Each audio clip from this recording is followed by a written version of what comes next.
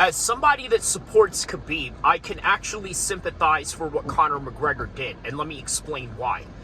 For one, you got a guy that is purposely trying to antagonize you. Purposely. What do you think it means when you say, hey, let's go Khabib? It is a point of agitation and a point of transgression that you're committing towards a person who is probably one of the most dangerous people on earth. Considering the fact that he's also on drugs, he's in Las Vegas, you don't know what he's liable to do.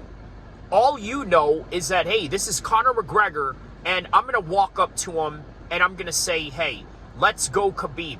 Although, on the other hand, and this is something that you have to understand, I'm going to look at both sides of the equation, and the other equation of that is the simple fact that he was just saying, let's go Khabib.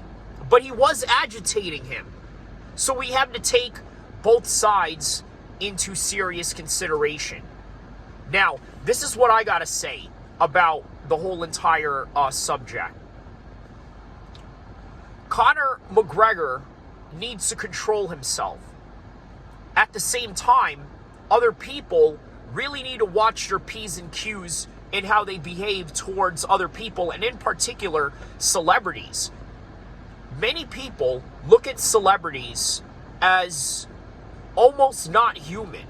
In other words, as some kind of playable character that they see in a video game. It's a very dehumanizing situation because you're looking at this guy who you know is famous, but you're not looking at him as a human being that has problems just like everybody else. And I think that's the real problem that we are missing in this whole entire conversation. A lot of people out there are going to say Conor McGregor did a very horrible thing, and it's very hard for me to disagree with them. There's other people out there that agree with what he did, and I understand that too. And that is the reason why I started the video exactly the way that it sounded, was to basically point out that this man should not have been out there provoking Conor McGregor. But on the other hand, Conor McGregor has to be the bigger person. And I gotta tell you, being the bigger person means more ways than one. In other words, let's say if you're the biggest guy in the room, right? And there's something that pops off. The cops are going to look at the big guy right away because the big guy of the room, whether that guy is super big in terms of width or super big in terms of height or both, they're going to look at him and say, that guy should have known better. He should have de-escalated the situation, use his size in order to enforce good rather than encourage the chaos. In other words, like, I'll give you a side story to that example. Kevin Garnett, former NBA player, former Timberwolves, and I believe he retired as a Boston Celtic. During his high school days, he witnessed a man die in front of him because there was a fight going on in school, and a kid got slammed to the ground and was unalived. They look at Kevin Garnett, 6'11", and they're saying to themselves, you know what? This guy right here, he should know better. He's the biggest guy in the room. He's 6'11". He could have de-escalated the situation, and even worse, probably may have used himself as the weapon in this whole entire subject. In other words, he should have known better. Well, Conor McGregor is sort of placed in that same category. Even though he's not 6'11", his lack of stature in that matter, still, there's an overcompensation for the magnitude of his superstardom that he brings. So let's try and understand that dynamic, right? In other words, he's the bigger star, he's the celebrity, he's the world champion fighter who should know better. But what about this guy? Should he have known better? Well, I got to tell you, I'm going to talk to the fans because I can't talk to a famous UFC fighter and begin to pretend that I can sympathize with what they go through in terms of interactions with different human beings out there, and sometimes the weirdness that comes with that. And even more so amplified with the likes of Conor McGregor, who is now a billionaire, an actor, a multi-world champion, and even more than that, a celebrity. And maybe even some would argue a political figure in his home country of Ireland. So the matter of this situation is very complex, and also keep in mind that Conor McGregor mentally is a very complex person. And as a result of that, you don't know what you're going to get. And if you're a fan like this guy, who I'm talking to right now, I'm talking to all the fans, because remember, I said I can't sympathize or empathize with what it's like to be a superstar, but I know what it's like to be a fan and to see these guys and even train with some of these guys in person and how you should act and behave. This guy probably did not understand that. It reminds me of the time when I ran across this guy named Jake, right? I worked with him at, well, I'm not going to mention where the place was. Bad enough I mentioned his name, but again, there's a lot of Jakes. So this guy, obviously, he was a Conor McGregor fan like everybody else back in 2015. At the time, I trained at Team Alpha Male with Chad Mendes, Uriah, TJ Dillashaw, all these guys, right? And when Conor knocked out Chad Mendes that following Monday, he kept trying to stick it to me. And let me just say this. I had to remind him. Brought him somewhere in a dark room, somewhere where nobody could see what we were doing or nobody could hear what we were talking about. But I'll tell you, just in layman's terms, what I said to him. This is not a sport. It is a sport because there's winners and losers, just like there is in football games and basketball games. But you're a casual MMA fan. You don't understand the MMA culture. You don't understand what it takes to get in there. And for you to make fun of a guy who is a former title challenger, a top tier 145er at the time in Chad Mendes, I think it's highly disrespectful, especially when you're in front of me. Right? And that's a lesson that I think a lot of people need to understand, is that sometimes when you bring up past losses, you're opening yourself in the world of combat and conflict where these guys are in. Now, Chael Sonnen made a video about this particular topic, right? You guys have already seen the video. I don't need to make a replay or react to it. I just rather shoot this video right now and talk to you guys about it. Chael said that Conor had been given PTSD by Khabib. Is that correct? Probably, because it shows in his actions, it shows in his behavior, it shows in the way that he conducts himself. So it is no wonder. It is no wonder that Conor McGregor is behaving the way that he does when somebody brings up Khabib. Because he's obviously wounded by that whole entire process.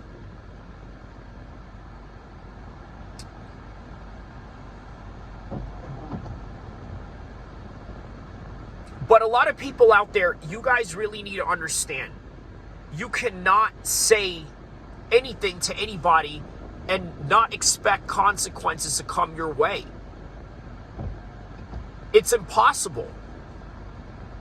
Now, the other side of that, a lot of people are going to look at it and say, well, you know what? You're immature because you believe in this honor culture thing. Well, yeah, some people believe in that. In fact, a lot of people believe in that. You know who believes in that the most? Not just gangsters or people in the underworld, but fighters. They absolutely believe in that.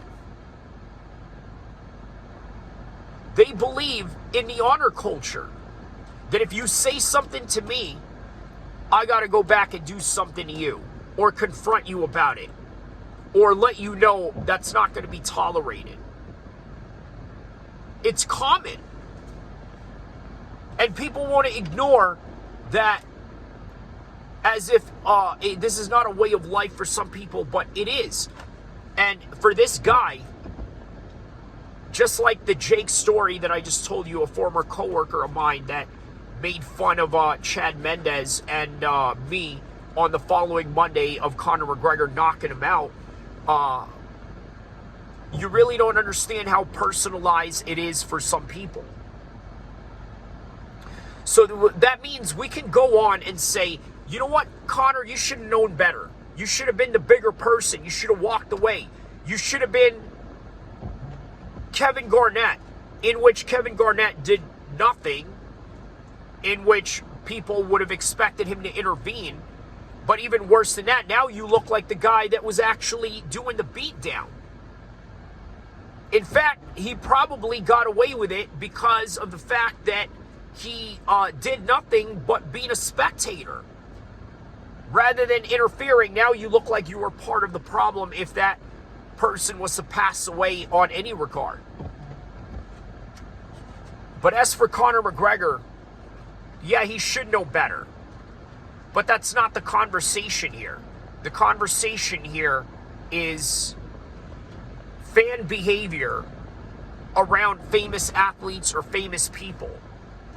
And that's what I mean, man. Many people don't look at these athletes like human beings. I promise you they don't.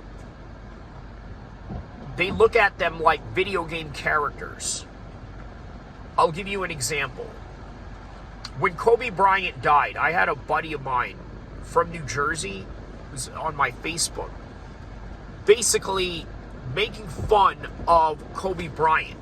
And I thought to myself, man, you know what? I could never do that. Because let's take this into account. He's somebody's father, somebody's husband, somebody's brother, somebody's son. By the way, son of an international basketball player, hence his experience living out in Italy and Japan and all these other places that made Kobe a very interesting person.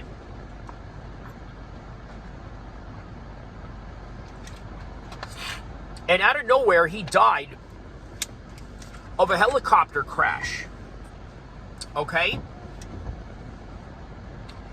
After dying of that helicopter crash, I started thinking, you know what? This could happen to anybody. And then look at the modern examples right now, present day examples. Look at all the plane crashes that have been happening as of late, right? With, I believe, Alaskan Airlines. I believe there was a few that happened in Korea. There was a few that happened in, I believe, somewhere in the East Coast. There was a helicopter. Yeah, so that's what brought me to the Kobe Bryant thing, and reminiscent of it was a helicopter crash being involved in that plane. So this guy was making fun of him, and he had no regard of understanding that this could have been anybody. It could have been any of us that would have been on that plane. And it just so happens that it's a famous person. But you don't look at it the same. Look at the LA fires that have happened recently. By the way, shout outs to LA and my Los Angeles Cup right here.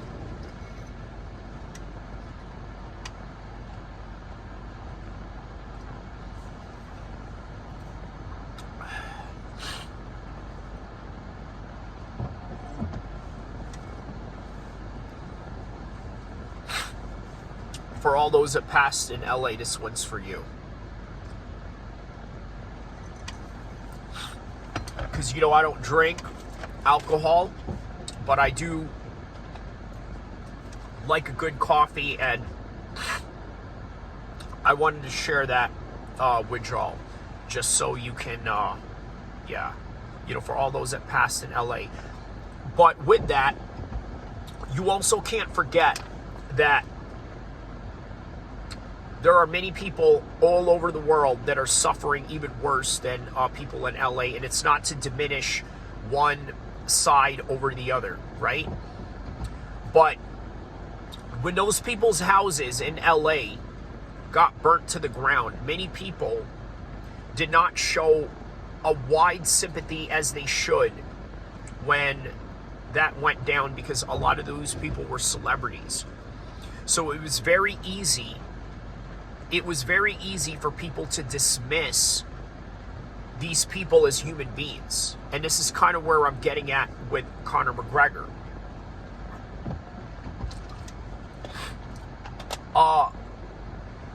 Do you walk up to anybody randomly and say, hey, F you, or this and that, or hey bro, or I don't know, like, there's a certain etiquette that you have with strangers. Am I right or wrong? There's a certain etiquette. And for whatever reason, this person did not want to share this etiquette to Conor McGregor because he was a famous person. Not understanding that Conor McGregor may have some brain injuries, because let's be honest about something, right? There are fighters out there that have serious brain injuries, and we just don't know, don't show, or even really care. And we don't understand the effects that is being impending upon them. We don't really understand the extent of it. As a result of not understanding the full extent of these brain injuries, we're not going to understand how they behave, how they act, or how they react when put in a certain situation. Now look, the one thing that we learned from Conor McGregor is that he is not shy of confrontation whatsoever. What about yourself? Are you shy of confrontation? Because when this guy got spat on his face,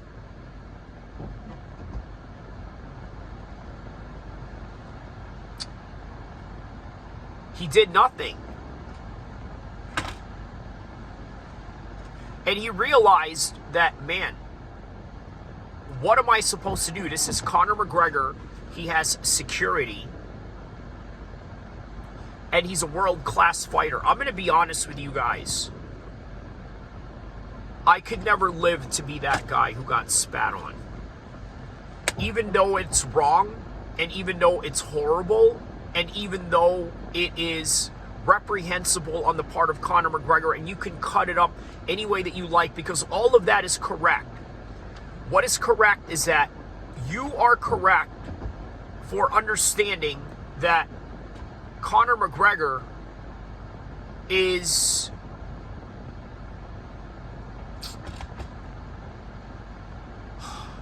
really abnormal in his actions here.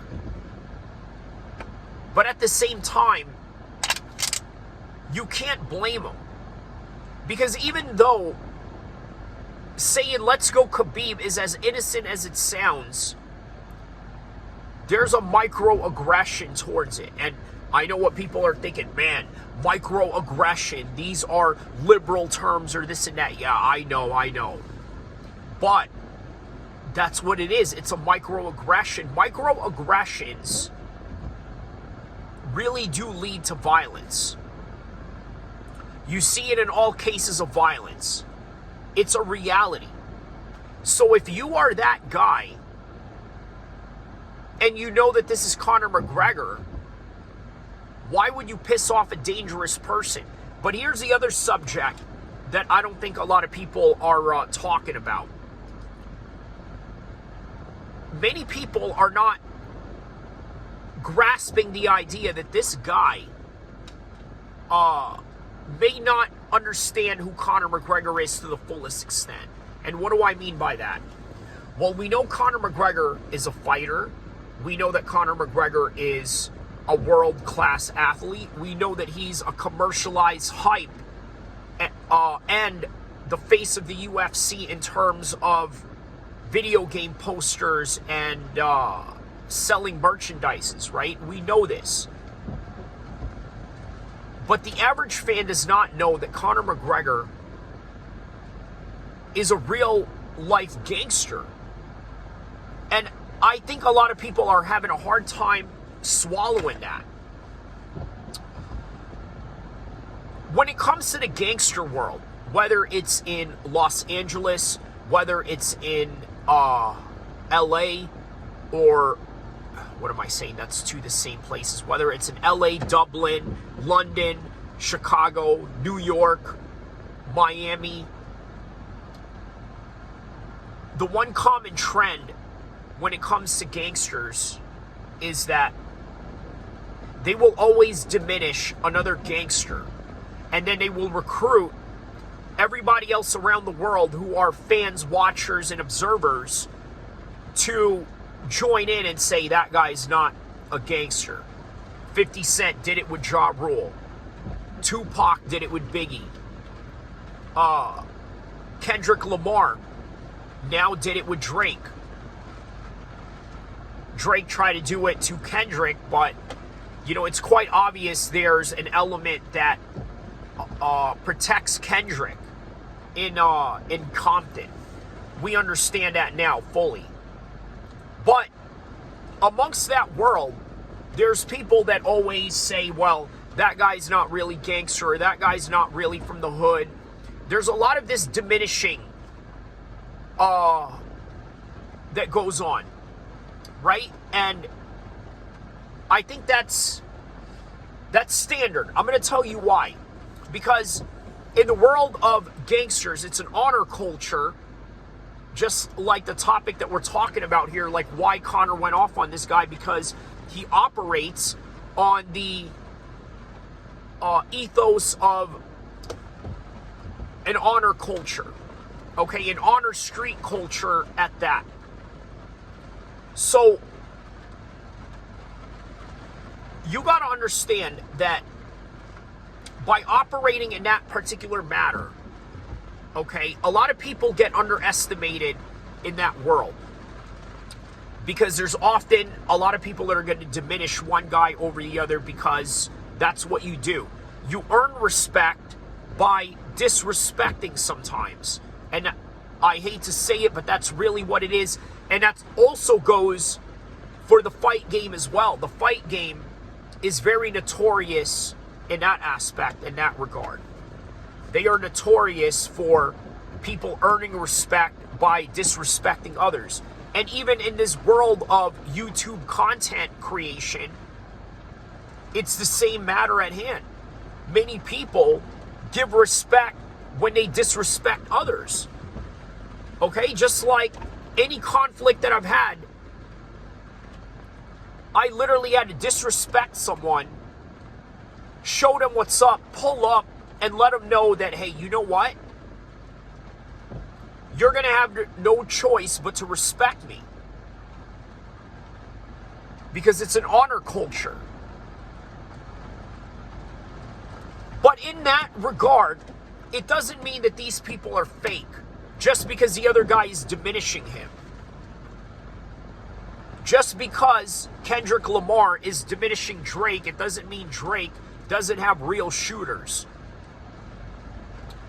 Just because Tupac diminished P. Diddy and Biggie, it doesn't mean that they didn't roll with real gangsters, not only in the East Coast, but in the West Coast with Southside Crips, which were the rivals of Death Row Records.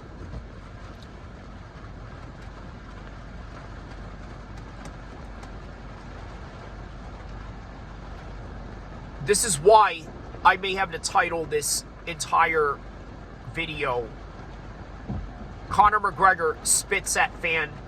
Conor McGregor, the new Tupac. And then in the side-by-side, I'm going to have Conor spitting the picture. And in the other side is Tupac spitting, because I got to tell you, I compare Tupac to Conor McGregor, and a lot of people don't like this comparison. But guys, I'm not talking about the illustrious career of Conor McGregor or the illustrious history of Tupac Shakur coming from a Black Panther party and then ending his life as a Mob Pirus gang member. Because that's the reality of Tupac, no matter how you want to cut it. He ended his life as a Pirus gang member. Conor is no different. Conor is a real life mobster. You got to understand that Conor bought his position into the Irish mob. Okay, that's the reality of it. He was never that type of guy before. He was 100% focused on MMA. And then MMA brought him all these other riches and all these other luxuries. And in the midst of that, he wanted to live out his gangster, immature lifestyle that he always wanted to live but couldn't, because he had to remain disciplined that whole entire time. And I gotta be honest with you, I could relate to that. You know who else could relate to that? Suge Knight. Suge Knight spent his whole entire college career in a 4-year college, and in the midst of that 4-year college, he had to remain disciplined. He had to remain in a team with certain grades, because you got to make grades when you're playing for a varsity team. You got to at least have a C.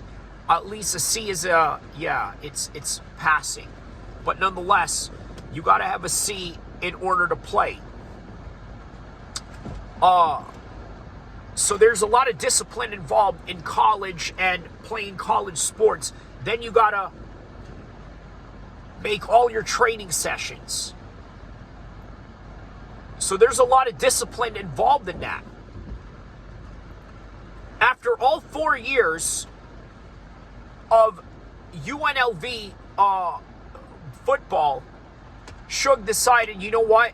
I'm done with all this discipline stuff. I'm just going to take my discipline and transfer it to business, transfer it to bodyguard services, and then transition those skills into the music industry. And lo and behold, this is what you got. But he also did it by using neighborhood tactics that he's learned growing up with the Mob Pirus. And just like Conor McGregor, he bought his position into the organization.